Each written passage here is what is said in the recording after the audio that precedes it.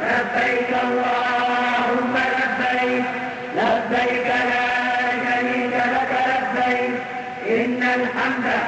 والنعمة لك والملك لا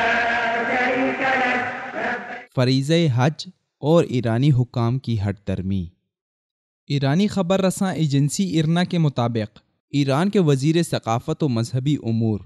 علی جنتی کا کہنا ہے کہ امسال ایران سے حج کے لیے کوئی نہیں جائے گا. ایران کی طرف سے یہ موقف ایک ایسے وقت میں سامنے آیا ہے کہ پے در پے ناخوشگوار واقعات کی وجہ سے ایران اور سعودی عرب کے تعلقات کشیدہ ہیں. موجودہ کشیدگی پچھلے سال حج کے موقع پر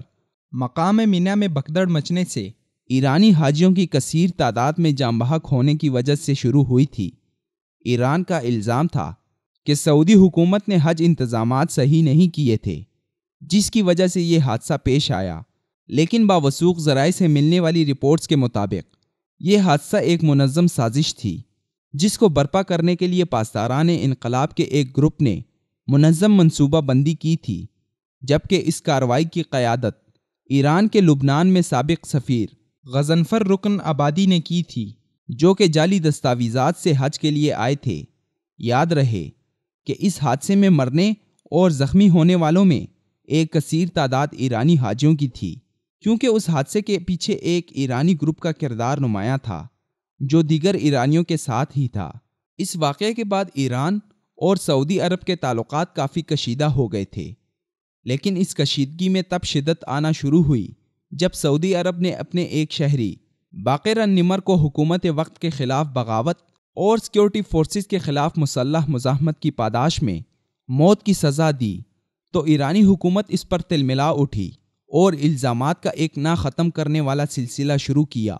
جو اس بات کی چغلی کھاتا تھا کہ باقر النمر ایرانی ایما پر مملکت سعودی عرب میں بغاوت برپا کرنے کی کوشش کر رہا تھا. اس واقعے کے بعد سپاہی پاسداران انقلاب کی ذیلی شاخوں نے تہران میں واقع سعودی سفارت خانے کو ایک منصوبہ بند احتجاجی مظاہرے میں نظر آتش کر دیا. اس جارحیت کے جواب میں سعودی عرب نے ایران سے سفارتی تعلقات ختم کر دیے اور سعودی سفیر کو ملک بدر کر دیا، اور یوں دونوں ممالک کے درمیان سفارتی تعلقات ختم ہو گئے. اب جب کہ دونوں ممالک کے سفارتی تعلقات ختم ہو چکے ہیں اور ایران میں سوئٹزرلینڈ کا سفارت خانہ سعودی سفارتی مشن کے امور کی نگرانی کر رہا ہے، تو اس صورت میں اعلیٰ ایرانی عہدیداروں کی طرف سے یہ موقف سامنے آیا ہے کہ سعودی عرب کے ساتھ جاری مذاکرات کسی نتیجے پر نہیں پہنچے، اس لیے اس سال ایرانی حاجی فریضہ حج کی ادائیگی کے لیے نہیں جائیں گے، جبکہ تاحال سعودی حکام کی طرف سے اس پر کوئی رد عمل سامنے نہیں آیا.